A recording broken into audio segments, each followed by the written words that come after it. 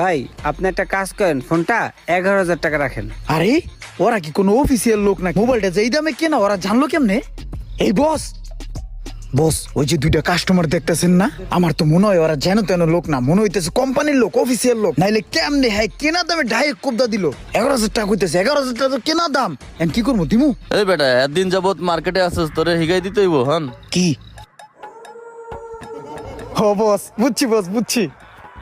ভাইয়া আপনারা তো মনে হয় অফিসিয়াল লোক, একদম জেনুইন দামটা কয়ে দিয়েছেন। দিতে খুব কষ্ট হইতেছে, বসে বললো যে দিয়ে দেওয়ার জন্য, এই কারণে দিতেছি। ভাইয়া আপনার মোবাইলটা তো খুব সুন্দর একটা মোবাইল, এটা তো কভার ছাড়া চালানো যাবে না, এটা কাভার দিয়ে সবসময় চালাইতে হবে, বুঝছেন ভাই?